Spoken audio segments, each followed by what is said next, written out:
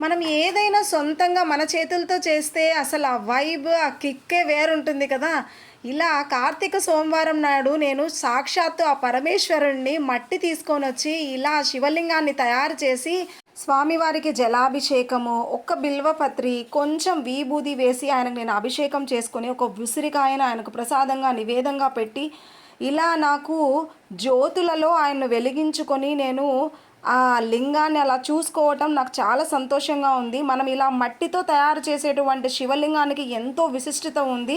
మనకు జన్మ జన్మ దుఃఖాలన్నీ ఆయనను అన్నీ హరించి వేస్తాడనమాట. మనకు ఎటువంటి కష్టంలో ఉన్నా కూడా ఆయన మనల్ని బయట పడేస్తాడు. మనకు ఎటువంటి బ్లాకేజెస్ కానీ, ఎటువంటి చక్రాస్ బ్లాకేజెస్ కానీ ఉన్నా అవన్నీ క్లియర్ అయ్యేది ఈ మట్టి లింగం వల్లే అండి.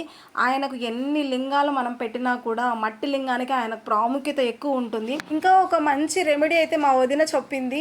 ఉసిరికాయలో నుంచి వచ్చేటువంటి గింజలో నుంచి వచ్చేటువంటి చిన్న చిన్న విత్తనాలు ఉంటాయి కదా, ఆ విత్తనాలని మనము గర్భగుడిలో శివలింగానికి మనము ఈ విత్తనాలను వేయటం వల్ల కూడా మనకి ఎటువంటి మనీ బ్లాకేజెస్ అయినా కూడా వెళ్ళిపోతాయి.